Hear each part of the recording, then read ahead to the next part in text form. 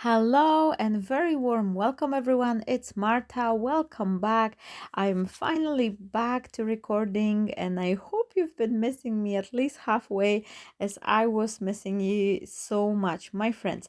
Here you can see two cards I've created with this beautiful doily, and because I haven't put it away, let's play with it a little bit more. I hope you're not gonna get bored, but it is important if you've got the product or supply. It is very important to play with it, to come up with more ideas so you could make sure you're using the most of the value of your money. If you buy some dies or papers or something, make sure you play with it properly and use the app. Now, I've bought this paper pad when I was in Action Store, and I was actually drawn to the color scheme, and I thought, oh, this is gonna be a great for mail card.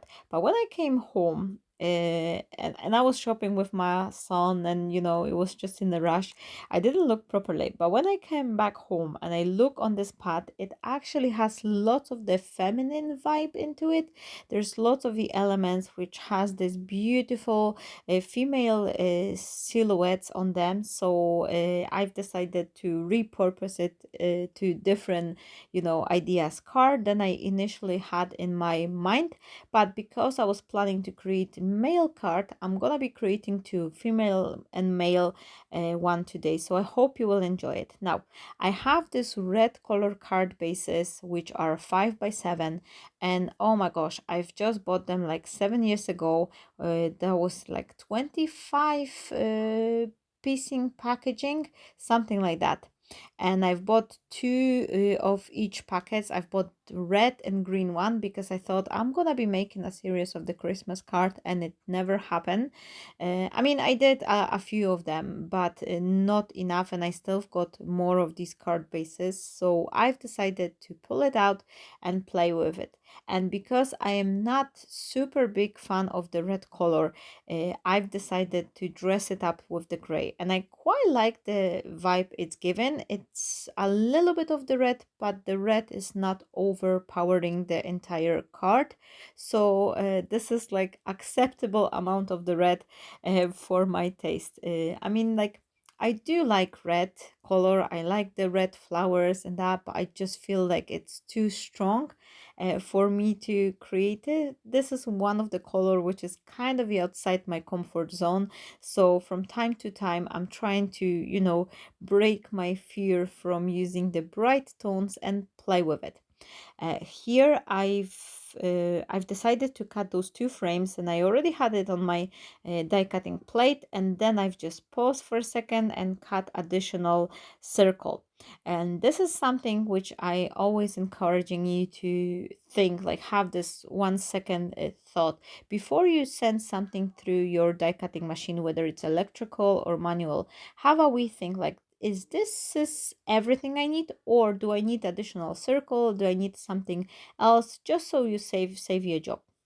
And here you can see, once I'm putting those doily out from the die cut piece, this is another tip I want to share with you. Slightly bend your die cut just under the angle. This will help you to keep those little bits in the die cut piece. It's so much easier to, remove them from the metal die than the paper one, because the metal one you can brush with the with this little brush for die cutting pieces, and they come off really well. When the paper one, you have to be more delicate, so I always like to bend my die cut pieces just so they could stay in a die rather than on a paper piece.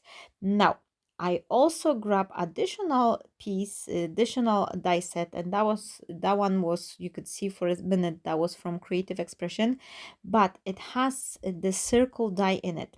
And I encourage you to do a little bit of the investigation through your supplies, through your die cuts. See if you've got the same shape dies, like a circle or maybe like hexagon, rectangular, whatever dice you have, and maybe amongst them you will find two which are perfect match. Like here I have this Creative Craft Product circle, and then Creative Expression circle is just 1 millimeter smaller. They basically just come together like like if I'll put them together, they're just nesting perfectly one inside another one, and that way I could create a very, very elegant frame. Now, here is the main point of the idea for my today's card creation. What I wanted to do, and this is idea which was born after like happy accident I had this one of those frames which got squished in half, and so it has this little like creasing line. And then I thought, what if I would crease the die cut piece like in more places? So I've decided to create this kind of a pinch effect on my die cut piece. You can see here I score it in few places, and now I'm just gently pinching it and just, creating this kind of like a fake rosette element. Let me know if you ever try anything like that. And just I'm just curious, like, maybe that this technique has been on and someone was using it and it's been known by a different name. Just please let me know. I would love to know that. I've just called it pinching because I'm just pinching the die cut piece with my fingers. I secure it with a little bit of the glue from behind, just so those pinch area, they will stay in place. And it's given me so much dimension. I really, really like it. The die cut piece become a little bit smaller.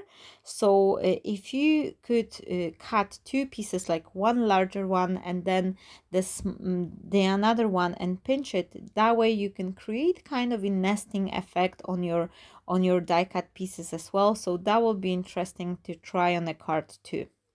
Now, for this little circle, which I'm going to be gluing inside, I wanted to create a little bit dimension, so I could, keep it above this rosette effect, so it's not going to be squished in the center.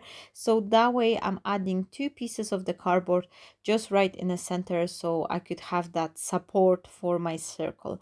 And I really like how dimensional this card is becoming. It's fairly simple. You could still post it in the envelope, but because I've, instead of adhering the plain frame, like this circular frame, just as it is, I've pinched it, I was able to create a lot more dimension to my project. I have this with love die, and that is very old die from Spellbinder, and I've cut it several times. I use the same the same like a craft color cardstock, which, oh, actually it's not the same because I'm gonna be using on a different card on the next one we're gonna be using. But I've just thought it's gonna be a nice support for this red color. The red color is the same one. That's what I was planning to say. The red color I cut from the card base, and then I've backed it up with the craft color cardstock, so that will give me this kind of a chipboardy look. Now I have few of those love elements, and that was the Valentine set from the Craft O'Clock company. That's the paper company from Poland. They do have papers on different collection, different occasions, and that was amongst the Valentine theme one. But because it has a lot of red tones, I thought, let me just use it and dress it up for dress the use the elements to dress up my card. Sorry. Now, if you're hearing a little bit more rumble, this is my washing machine, and it's actually on a spinning cycle, which is quite, quite loud. And because I still have not got my craft room door installed, I'm sorry if it's a little bit too loud. Now I'm using this string to dress up my card. This is just something I like to do, and I just feel like this is extra texture, interest, and it's nice finishing touch to every card. The string is given a little bit more movement, and I think it's way more delicate than the ribbon, so it's not overtaking, the design. And now lastly, I wanted to add some pearls or some elements. I was thinking initially of adding some Nuvo drops, but I didn't have anything in the matching, like a red color tone. I do have a very dark one, like burgundy one, but nothing in the red. So that's why I'm adhering those pearls. And this is gonna lead me to accident, because in a few minutes, when I'm gonna be working on a second card, I actually kicked that box and all these pearls are now lying on my desk, which is additional job for me to clean up. And I've been already preparing, like last week I had a 3 days workshop which I was creating three different projects for 20 kids group. So I have so much stuff out on my desk and everywhere. It's gonna be a half a day at least for me to clean.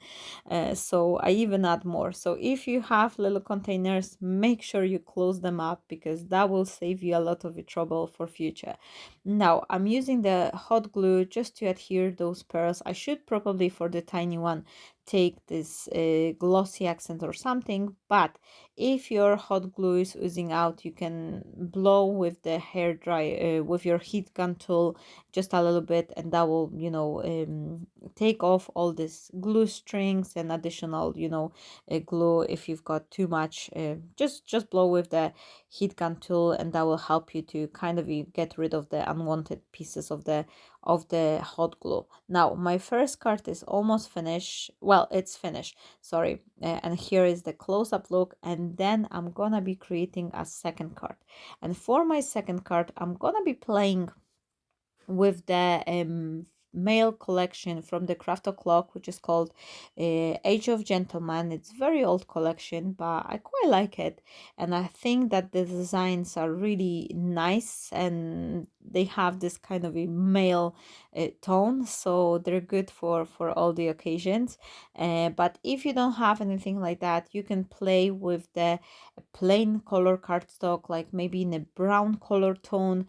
Do some splatters, even the craft color cardstock, create some wash off, like smooth effect using some distress inks, things like that. Lots of the different splashes in a white color paint or something. Maybe if you have some text stamp, definitely use that and create your own brownish bluish color backgrounds. That will be a great for using up on all your mail creation. Now I used the same frame die from Crafter's Companion, the one which I was using on the previous card, and now I've adhere one die cut piece flat, and then I will be creating that pinching effect on the second one, which I will adhere on top of it. And this is what I was telling you with the last card, that you can actually place one on top of another and have this kind of like a nesting effect on your die cut pieces. So I'm just looking for something to add as my focal point on top of it, and I have this beautiful, like a chess, playing chess elements on the card, which I think it's given this nice, like a gentleman look for this card. So I'm just chopping it. So I could make it smaller and fit to my frame, and then I will adhere it on top of that pinched blue color one. So what I'm doing, I'm adding the liquid glue all around, and then to help me, make it nicer, faster, I'm just adding the hot glue gun in the corners so it stay in place, and then I am pinching and just pressing each one of them individually, and then if I need a little bit more of the hot glue, I'm just adding it. I'm gonna be trimming this piece a little bit more, because once we put our pinched frame on top, it's got actually a little bit shrink, so I'm just shrinking the focal point as well, so it's not gonna be covering the entire frame. And again, same thing as I did with the previous card, I'm just needing something to put behind my focal point element, because that pinch frame, it's a little bit more dimensional than the flat element, so I need something for supporting this piece. Now here you can see I kicked those little red gems and they all over the place, but because I am recording, and you can see on the right side the sun is coming through this window. I have the window directly above me, so I'm just making sure I will just finish recording before I will have this shadow and my camera will be showing. I usually record early morning. This time I'm a little bit later, so that's why you can see the sun is coming through one side. Now I have couple of the elements from the same collection. I cut this like a whiskey bottle, and then the gentleman, which is kind of a looking like those Peaky Blinders guys. Like if you ever watch the TV series, let me know by the way if you watch it. This is the same vibe, and I have couple of the blue, not blue, brown grayish color flowers. And no one says that for the gentleman card you cannot use the flowers. Sometimes they are just great fillers to the composition.